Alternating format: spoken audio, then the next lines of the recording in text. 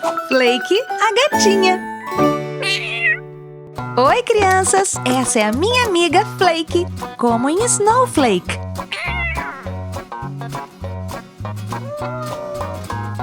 O nome dela significa floco de neve, porque, como você pode ver, ela é branca como a neve.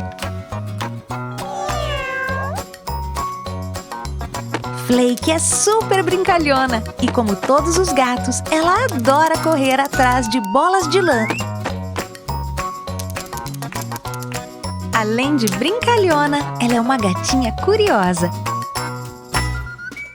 Você sempre a encontrará na janela, observando o que acontece lá fora.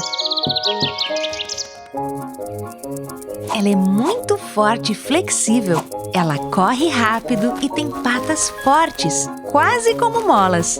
E assim, ela consegue subir e pular bem alto.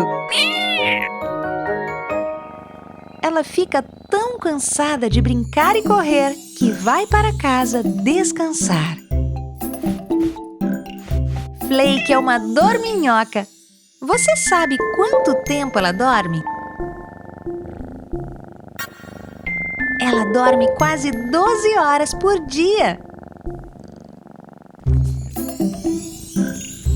Antes de dormir, ela toma banho.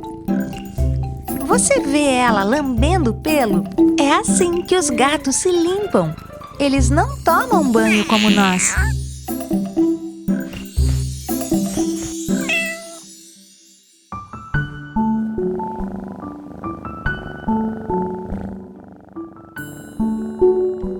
Você consegue ouvir isso? Não é ronco, é Flake ronronando de alegria.